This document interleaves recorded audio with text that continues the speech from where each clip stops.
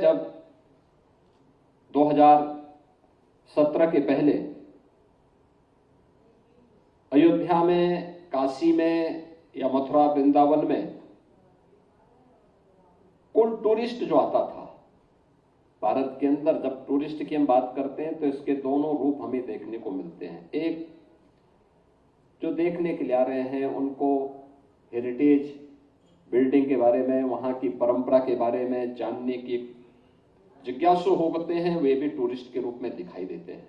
एक होते हैं जो श्रद्धा भाव के साथ आते हैं। तो अयोध्या हो, काशी हो, मथुरा हो, इन सभी स्थलों पर जिज्ञासुगण की संख्या कम होती थी। वहां पर श्रद्धा भाव के साथ कुछ हजार लोगों में लोग आते थे, वे श्रद्धालु आते थे, दर्शन करके चले जाते थे। कोई व्यवस्था नहीं होती थी। आप अनुमान करिए, पूरा देश, पूरी दुनिया अयोध्या, काशी, मथुरा इन सब के प्रति आकर्षित होती है, यहां आने की इच्छा रखता है, लेकिन अनुकूल वातावरण भी तो हो।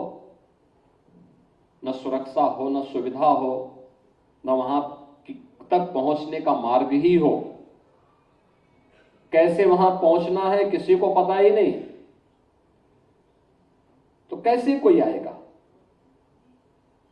उसको मालूम ही नहीं कि मैं वहां सुरक्षित पहुंच भी पाऊंगा कि नहीं पहुंच पाऊंगा।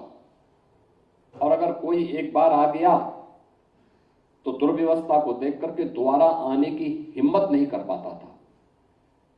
इन सभी स्थानों पर 4 से 5 घंटे बामुश्किल बिजली मिलती थी। पर्व और त्योहारों में व्यापक गंदगी होती थी, अराजकता होती थी,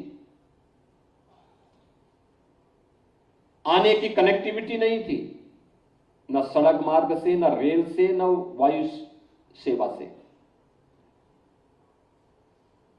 और उसमें अगर मैं कुंभ की बात करूं, प्रयागराज की, तो कुंभ को तो ऐसे लगता था जैसे हम सब ने कुंभ को गंदगी, भगदड़ और अव्यवस्था का ही पर्याय बना दिया था। हम लोग ये मान लिए थे कि कुंभ का मतलब ये है कि उसको उसकी मर्जी पे छोड़ दो। ऐसे लोगों को कुंभ मेले के प्रभारी मंत्री का दायित्व दिया जाता था, जिन लोगों की न श्रद्धा के भाव थे, न वहां की परंपरा के साथ, वहां की संस्कृति के साथ, वहां की विरासत के प्रति जिनके मन में कोई सम्मान का भाव नहीं था। परिणाम क्या होता था?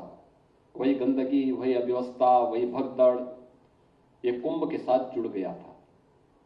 और आज मुझे बताते हुए प्रसन्नता है कि हमने अपनी इस विरासत के प्रति सम्मान का भाव रखा,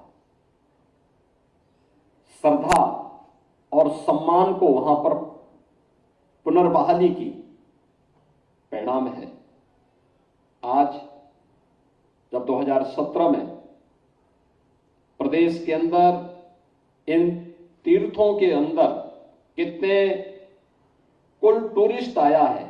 हमने जब इसकी बात की थी देश के अंदर में, तो उत्तर प्रदेश का नंबर तीसरे नंबर पर था, तीसरे स्थान पर हम थे। और आज मुझे बताते हुए प्रसन्नता है कि उत्तर प्रदेश नंबर 1 पर है। कोई उत्तर प्रदेश के सामने नहीं खड़ा।